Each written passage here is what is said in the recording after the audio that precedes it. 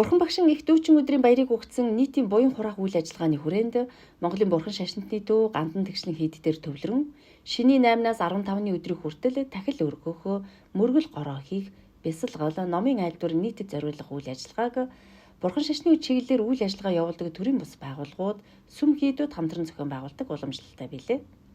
Шинийн 10-ны буян хураах үйл ажиллагааг олон улсын буддист нийгэмлэг Сумади Гирди төв, Монголын сүсэгтний холбоо, Монголын Бурхан шашны төв Гандан тэгшлэн хийдийн жүд татсан хамтран зохион байгууллаа.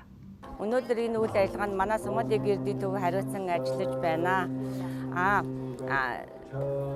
Зуны эхээс сарын шөнийн 1-ээс 15-ны өдрүүдэд Бурхан багшийн их дүүцэн өдөр буюу Бурхан багш эхээс мэндэлсэн төгс гэгэрсэн Нирван дүрийг үзүүлсэн 3 үйл явдал давхцдагаараа маш онцлог. Бусад дүүцэн өдрүүдээс маш онцлогтой юм. Энэ өдөр хүмүүс өөрийн болон бусдын буянд ихээр шамдаж хийсэн буянаа улам арвижуулдаг. Дэлхийн Бурханы шашинтай хүмүүсийн хувьд энэ өдрийг утга төгөлдөр ёсчлон тэмдэглэж өнгөрүүлдэг ийм уламжлалт баярын өдөр юм аа. Зуны тэргүүн сарыг Бурханы шашинтан улс орнууд монголчууд буйны сар хэмээн үзэж нийтээр 10 хар нүглийг твчин 10 цагаан буйнд шамдаж цагаан хоол унд хүртэж аль чадах буйнд шамддаг байна. Энэ жилийн Бурхан багшийн их дүүчин өдрийн бүх нийтийн баярын амралт 2024 оны 5 сарын 23-нд тохиож байна. Дахил үргэлжлийн үйл ажиллагаа 5 сарын 23-ны өдөр хүртэл үргэлжлэх юм байна. Монголын сүсэгтний холбоо, Бурхан шашны Сумади Гирди төв за ингээд буйны байгууллагууд бол хамтраад өнөөдөр ингээд Гандан хийд дээр бол ингээд усан тахил, за мөн цэцгэн тахил өргөх ийм одоо үйл ажиллагаа явуулж байна.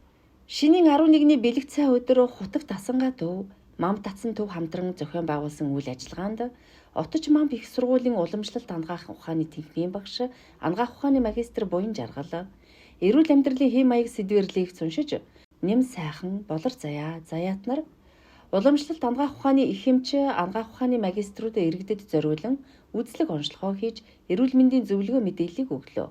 За манай сургуулийн өнөөдөр болохоор бас өөрсдийнхөө сурах хавчийг бид ерөнхийдөө танилцуулаад уламжлалт ухааны төв тэйл, онц цуг уламжлалт ангаах ухааны ном зохиолуудыг гаргаж байна.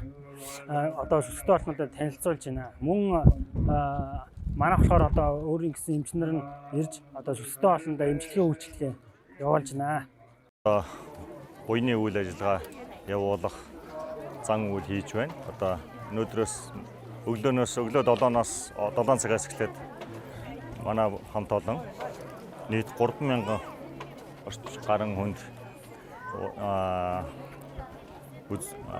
жацрагны шүүс, анисны шүүс тэргүүтээ тарааж 30 ширхэг бялуу. За хүүхдүүдэд болохоор модтой чихэр бичэн тэргүүтээ бас 3000-аад хүүхдүүдэд баярлуулах зорилготой өнөөдрийн буйны үйл ажиллагаанд оролцож байна. Их дүүчин өдрийн хамгийн гол утга нь энэрэнгүй сайхан сэтгэл үүсгэн эцэг эх багш ахан дүүс байгаль дэлхийгээд өөрийн хүндэтгдэг хайрладаг бүхнээ улам илүү болгоон бодож бие хэл сэтгэлээ бусад өдрөөс ялгамжтайгаар зориулах билээ.